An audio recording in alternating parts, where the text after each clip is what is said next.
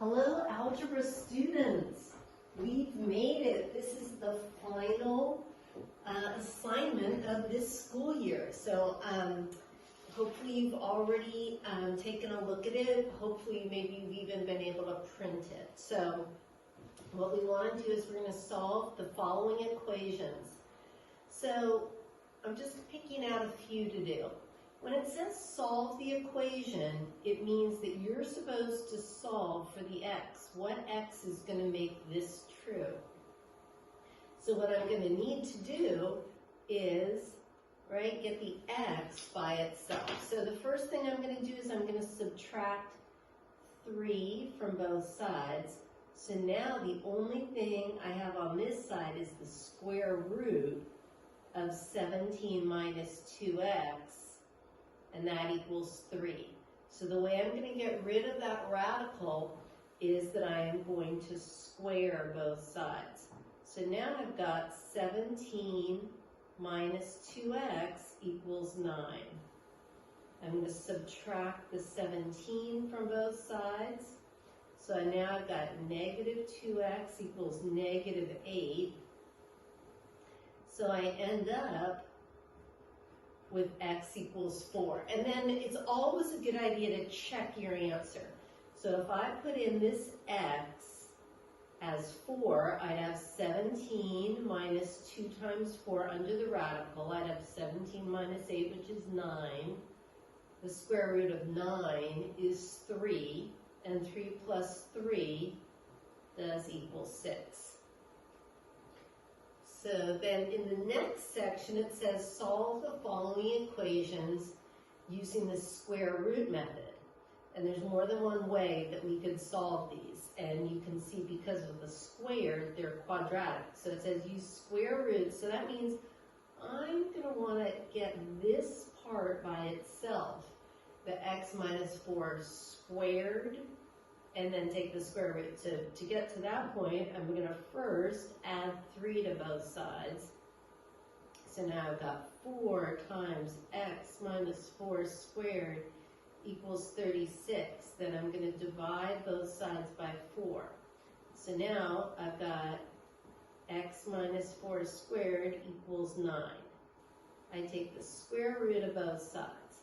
So now I've got x minus 4 equals plus or minus 3, because when you take the square root and you're solving for x, then you would have plus or minus. I tell my pre-calc students it's sort of like you hear an alarm. So one of my x's is going to be 4 plus 3, so one x is going to be 7.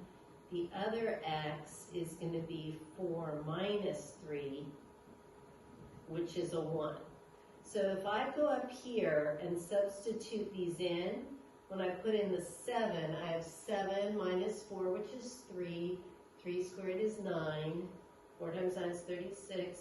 That works beautifully. And if I put in the 1, the difference is I get a negative 3. But a negative 3 squared also comes out to be 9. So that's why that works. So then the next one that we're going to want to do is, if you come down here, why don't we do one of these ones where I'm going to be multiplying. So if I multiply, I'm going to distribute this 2 root 3. So I'm going to have 2 root 3 times 4 root 2. And then I'm also going to have 2 root 3 times root 6. So whenever I've got two monomials or expressions that include integers and a radical, you can rearrange it. I think for a lot of people it's a little easier to see. This just means 2 times 3 times 4 times root 2. So since they're all being multiplied together, it might get a little easier if I rearrange them. So when I rearrange them, it's easier to see why this is going to be 8 root 6. Then over here, I'm going to have 2 times root 3 times root 6 is root 18. But I am not done because that 18 I can think of as 9 times 2. It has got a perfect square factor. And so when I think of the root 9, square root of 9 is 3. It's a 3 when it comes on the outside. So on the outside, I've got 2 times 3 times root 2. And the most common mistake that people make on these types of problems is when they do everything, but when they bring out the 3, they forgot that this was being multiplied. So the thing is, when it's going to be 2 times 3, which is why I wrote that as a 6. And then I cannot combine those because they are unlike radicals.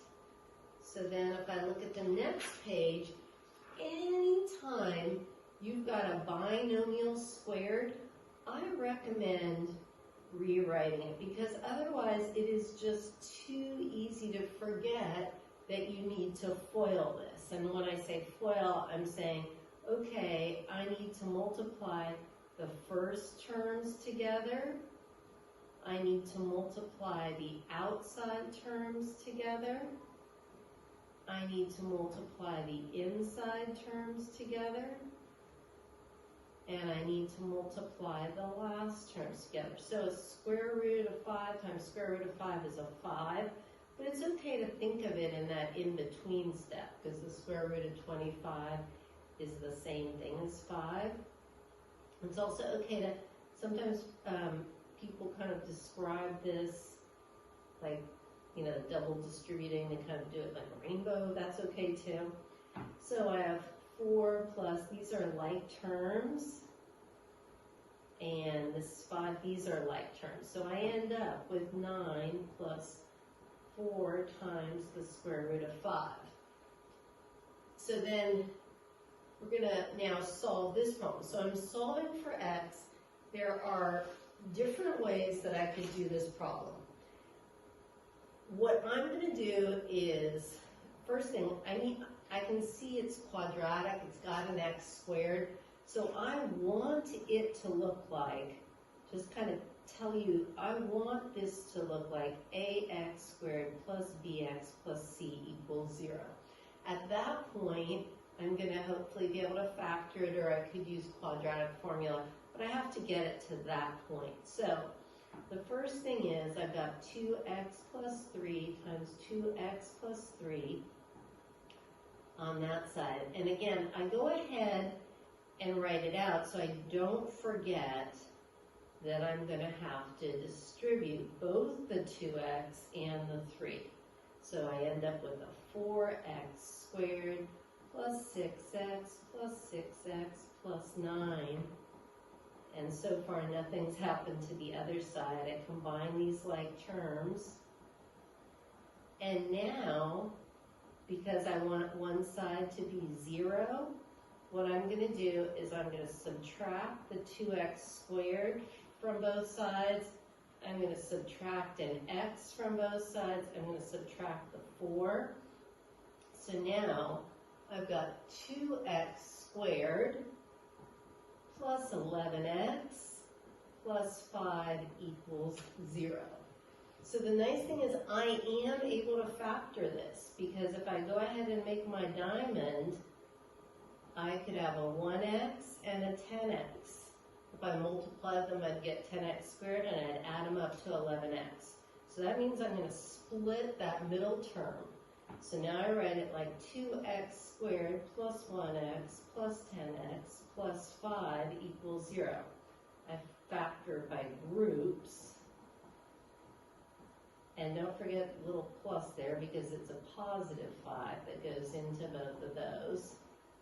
Now, luckily these match, so that means I've done this correctly. So 2x plus 1 times x plus 5 equals 0. So now I use zero product property.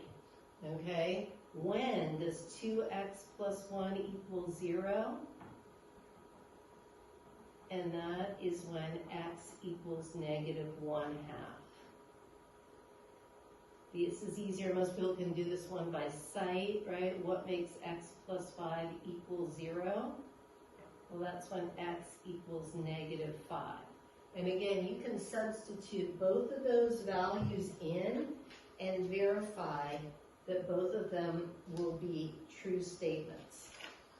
And we're just going to do one more together, and that here is number 7. If I'm solving this for x, I think the best strategy is just initially to square both sides. Just that way I get rid of that radical. So then on this side I just have 3x plus 7. And then on this side I have the x plus 3 plus x plus 3. And the reason again I write that out is to remind yourself that you actually have to say x times x, x times 3, 3 times x, and 3 times 3. So now I've got 3x plus 7 equals x squared plus 6x plus 9. I want one side to equal 0.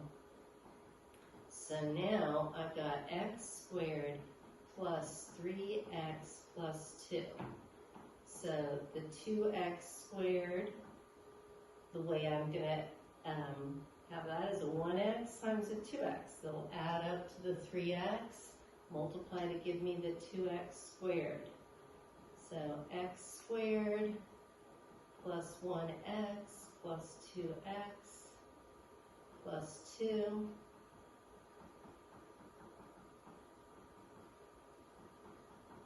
And so in factored form, I've got x plus 1 times x plus 2. So the two x's that will make this true are x equals -1 and x equals -2. And I can substitute both of these in to make sure I've done this correctly. If I put in the -1, and -3 times -1 is -3, plus 7 is 4, square root of 4 is 2, the same thing I get when I add -1 plus 3. And if I drop in the -2, I'd have 3 times -2 is a -6, plus 7, I'd have 1, square root of 1 is 1. The same thing I get when I put in the x equals -2. I'd like to take a look at this word problem. I think it would be a good one to do in our Zoom this week, but even better if you've done some of it ahead of time.